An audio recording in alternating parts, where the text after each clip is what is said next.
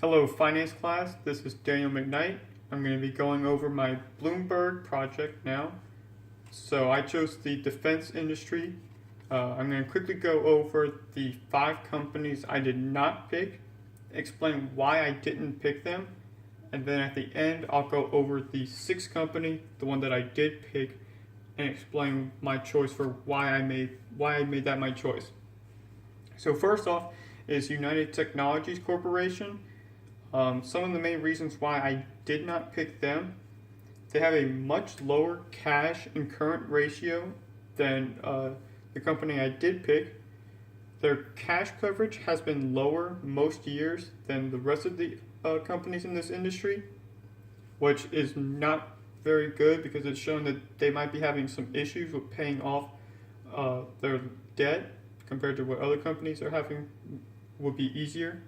Their total asset turnover has been around 0.65 every year, whereas Northrop, the company I did pick, is been around 0.95. So you can see that Northrop's being much more profitable off the assets that they're buying, whereas United Technologies is not making as much money off their assets.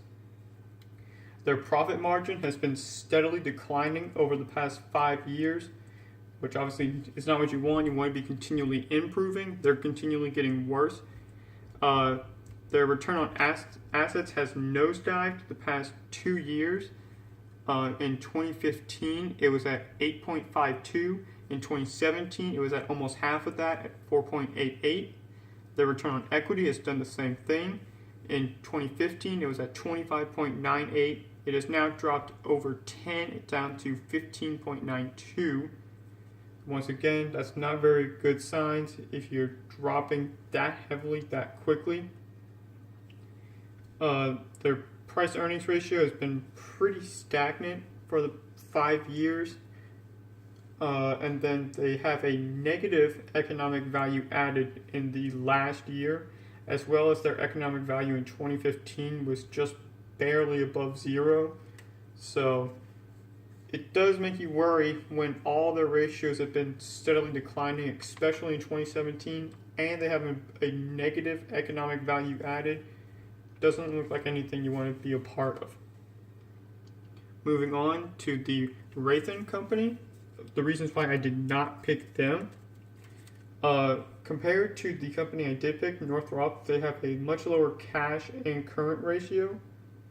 Their total asset turnover on average is much lower, and also their return on equity is much lower, especially this year, where they've been around 2021 all 5 years. Northrop, the company I did choose, was at 32 this year, and is normally much higher up than these guys. So ultimately, if you want to invest, return on equity is one of the best things to look at, and they're doing much worse than others. 3 of the last 5 years, they've had a pretty small economic value added, including in 2015, they were actually negative. So that also is a cause for concern. Moving on to the 3rd one that I did not pick, which is Lockheed Martin Corporation. Their cash and current ratio are both incredibly low. Their leverage is insanely high. In 2017, they had a financial leverage at 113.92. While obviously it makes it really nice whenever they do well. If they have even 1 year where they do poorly, it would be drastic issues for their entire company because of the fact that it magnifies their losses so much. If they ever do poorly, they could be done. The return on assets is also pretty low. You can see it's been actually in the single digits all but 1 year. Their earnings before interest and taxes margin has been relatively low compared to Northrop, which would show that their managers aren't as effective in making sales and being able to generate profits. Moving on, we're going to skip the company I did choose. We'll come back to that at the end of the video.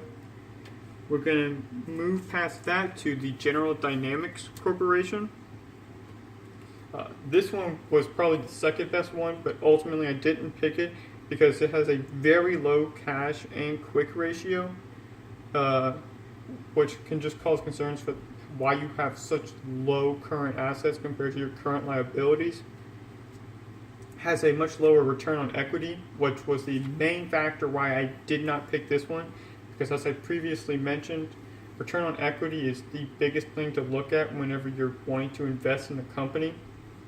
And if your return on equity is only around in the 20s, but another company has it in the 30s, obviously you're going to pick the one that's in the 30s because return on equity is what, as a shareholder, you really want to pay attention to. Also, their price earnings ratio is pretty considerably lower than Northrop, which is just one more reason not to pick General Dynamics. We're going to move on to the Boeing company, the last one that I did not pick. So the cash ratio here is low. Actually, all of their short-term solvency ratios are low. As you can see, their cash ratio, the highest it's ever been the last 5 years is 0.25, including back just a few years ago it was at 0.003. Their quick ratio and their current ratio have also been low. They have a low profit margin compared to the others, especially Northrop.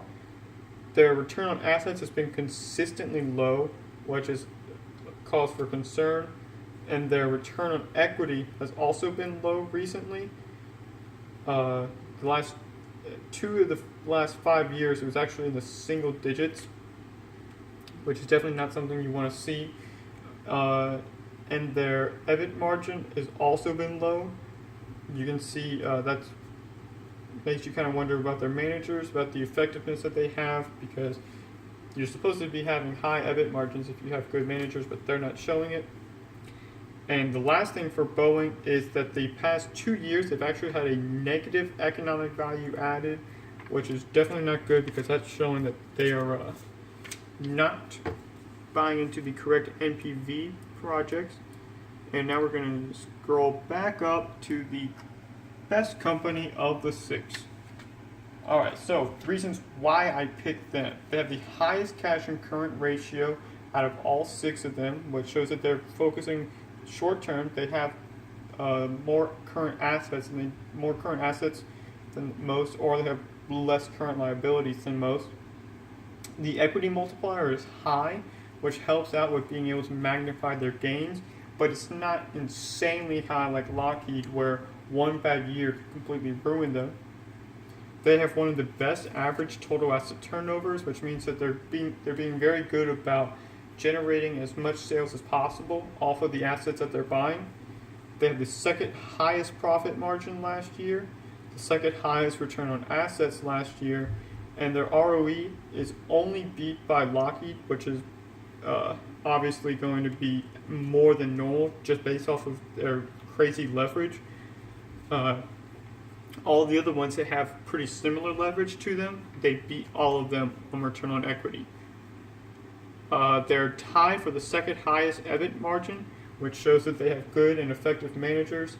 And they're also one of the only 2 companies to increase their economic value added from 2016 to 2017, which shows that they are making good progress while the others are possibly slacking.